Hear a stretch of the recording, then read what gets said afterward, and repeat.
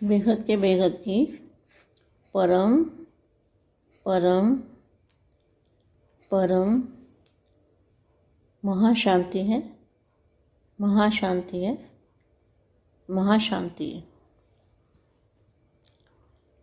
बेहद के स्वपरिवर्तन से विश्व परिवर्तन करने वाले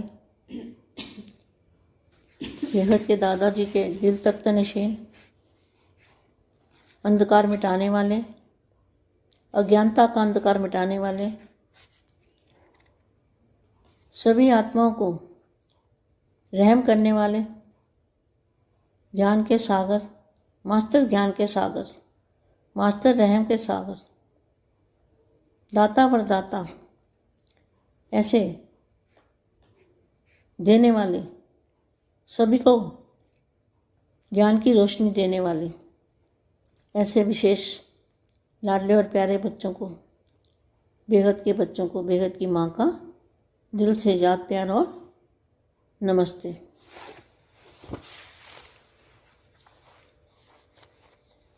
संगम युग का अंतिम स्वरूप, संगम युग में जो अंतिम स्वरूप है वो क्या है? सभी का, सभी बेहद के बच्चों का। देखो, आज के पुरुषार्थ में भी था कि हम बदलें। जब हम बदल जाएंगे, सबसे पहले बापूजी, जो बापूजी के बेहद के बच्चे हैं, उनका परिवर्तन होगा। जब हमारा परिवर्तन हो जाएगा तो विश्व परिवर्तन, तो प्रकृति, सारी प्रकृति का परिवर्तन तो अपने आप ही हो जाएगा। तो पहले जो बेहद की आत्माएं हैं, इनका परिवर्तन होगा, बाद में सारे विश्व का परिवर्तन अपने आप हो जाएगा। लाइट से, जो लाइट आएगी ना, उस लाइट से सबका परिवर्तन, सारे विश्व का परिवर्तन तो अपने आप ही हो जाएगा। लेकिन सबसे बेहद की आत्मा को हमेशा तैयार रहना चाहिए उड़ने के लिए। संगम युग का अंतिम स्वरूप फरिश्ता है ना, तो फरिश्ता बने, फरिश्ता की अनुभूति करनी है, जरूर अनुभूति करनी है फरिश्ता बनने की। फरिश्ता बन की अनुभूति, बेहद की कला के परम धाम की अनुभूति, बेहद के दादाजी को याद करने की अनुभूति, आत्मस्वरूप की अनुभूति, ये अनुभूतियाँ करनी है सभी को। ब्राह्मण जीवन की प्राप्ति ही है फरिश्ता। क्या ब्राह्मण जीवन की प्राप्ति क्या है? ब्राह्मण कब बने? जब बापूजी के बने तब ब्राह्मण बने, तो ब्राह्मण बने तब फरिश्ता स्वरूप की अनुभूति होने लगी। तो फिर क्या लिखा है?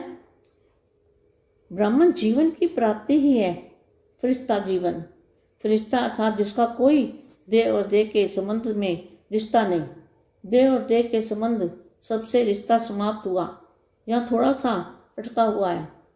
अगर थोड़ी सी सूक्ष्म लगाव की रस्सी होगी तो उड़ नहीं सकेंगे, नीचे आ जाएंगे। इसलिए फरिश्ता अर्थात कोई भी पुराना रिश्ता नहीं। अब जीवन ही नया है तो सब कुछ नया होगा ना। संकल्प नया, संबंध नया, एक्वेशन नया, सब नया हो गया। अभी पुरानी जीवन स्वप्न में भी, स्मृति में भी नहीं आ सकती। अगर थोड़ा भी देह भान में आते हो तो रिश्ता है, रिश्ता है तब तो आते हो ना। अगर रिश्ता नहीं है तो बुद्धि जा नहीं सकती। विश्व की इतनी आत्मा है, उन्हों से रिश्ता नहीं तो याद नहीं आती। तो याद नहीं आते हैं ना जिनसे रिश्ता था। तो देह और देह का भान आना अर्थात देह का रिश्ता। अगर देह के साथ जरा सा लगाव रहा तो उड़ेंगे कैसे? बोझ वाली चीज़ ऊपर कितना भी फेंको लेकिन नीचे आ जाएगी। तो फरिश्ता माना हल्का, कोई बोझ नहीं। मर्जीवा बनना अर्थात बोझ से मुक्त होना। अगर थोड़ा भी कुछ रह गया तो जल्दी जल्दी ख़त्म करो, नहीं तो जब समय की सीटी बजेगी तो सब उड़ने लगेंगे और बोझ वाले नीचे रह जाएंगे। कितना अच्छा महावाक्य है। मर्जीवा बनना अर्थात बोझ से मुक्त होना।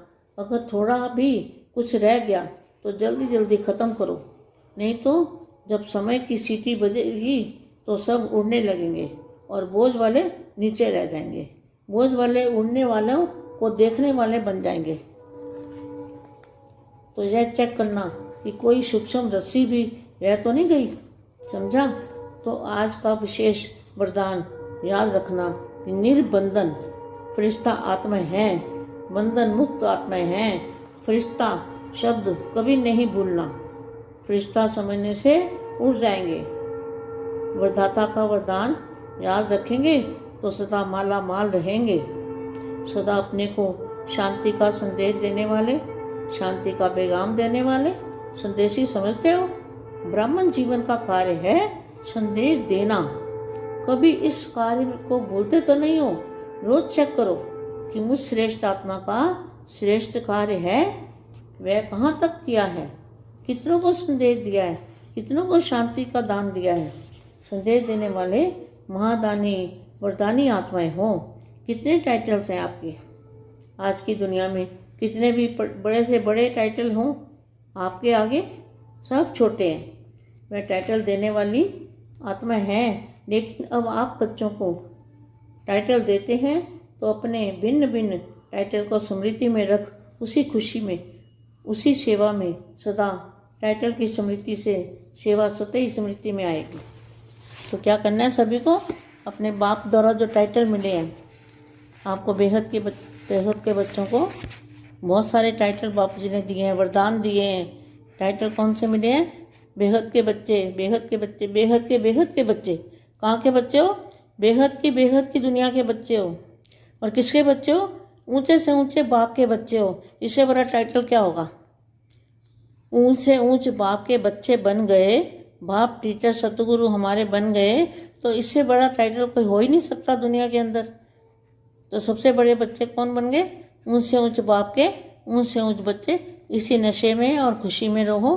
बेहद की परम परम परम महाशांति। బేహద్ పరం మహాశాంతి.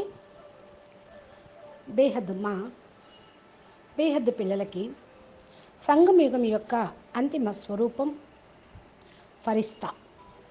ఈ ఫరిస్తా స్వరూపంతో పరివర్తన అనేది ప్రారంభమవుతుంది. స్వపరివర్తనతోటి విశ్వ పరివర్తన, ప్రకృతి యొక్క పరివర్తన అనేది అవుతూ ఉంటుంది అంటూ దీని గురించి వివరంగా దివ్య సందేశంలో చెప్తూ ఉన్నారు. బేహద్కే బేహద్ పరం పరం పరం మహాశాంతి హై, మహాశాంతి హై, మహాశాంతి హై.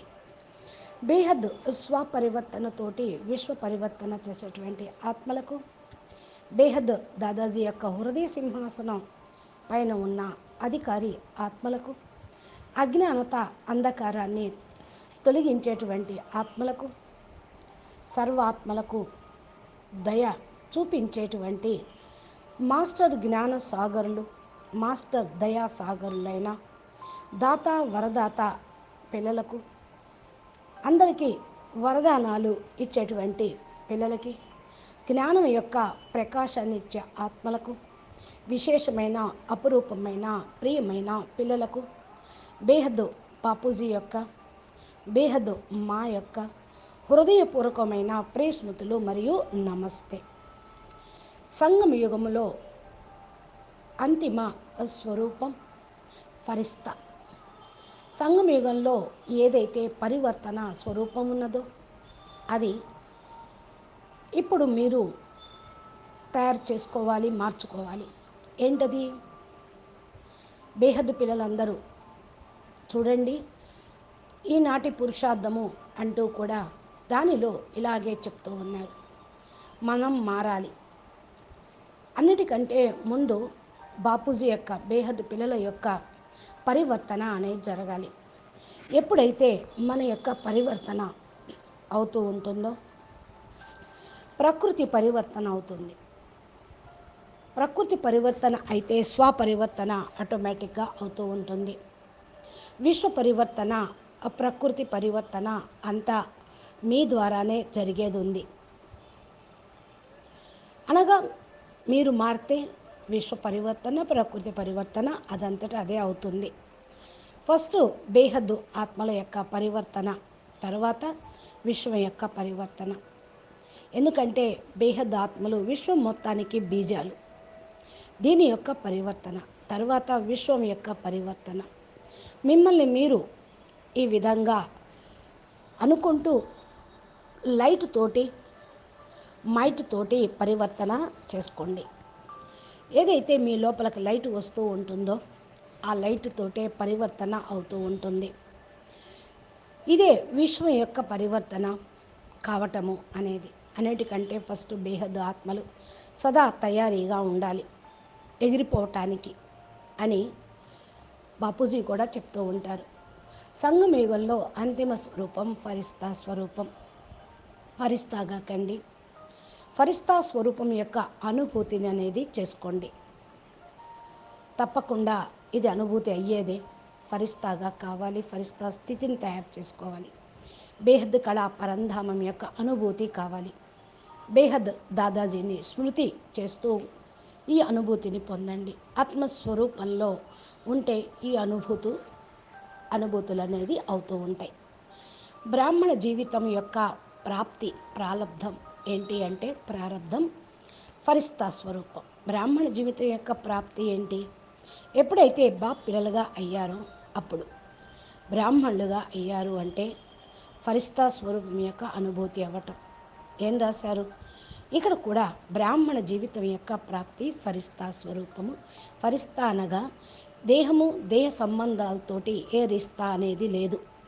దేహము మరియు దేహ సంబంధాలతోటి రిస్తా సమాప్తమైతే ఫరిస్తాగా అవుతారు. ఇంకా ఎక్కడన్నా కొంచెం సంబంధాలు బుద్ధి ద్వారా అయినా సూక్ష్మంగా అయినా అంటుకొని ఉన్నాయో, సూక్ష్మ తగులుపాటు ఉన్నదో అవన్నీ కూడా మీకు మరి సంబంధాలు మిమ్మల్ని కిందకి లాగుతూ ఉంటాయి.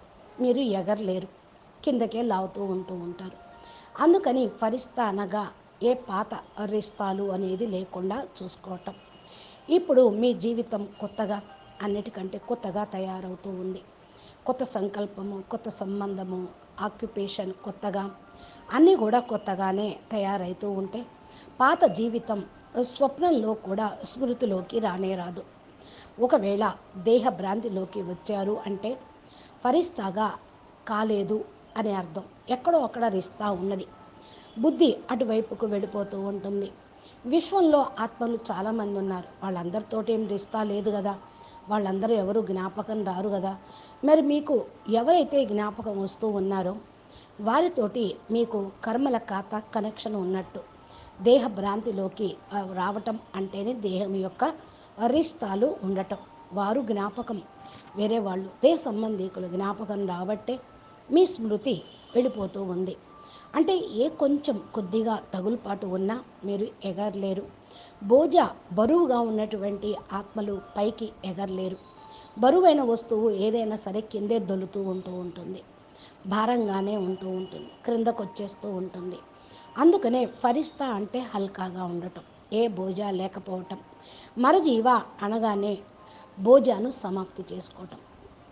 ఒకవేళ త్వరగా కథం చేసుకోండి అని చెప్తుంటే కాలేదనుకోండి, సమయం యొక్క విజిల్ వేయటం ప్రారంభిస్తూ ఉంటుంది. మీరు తయారు కాలేదని సమయం ఏమిటి ఆగదు కదా.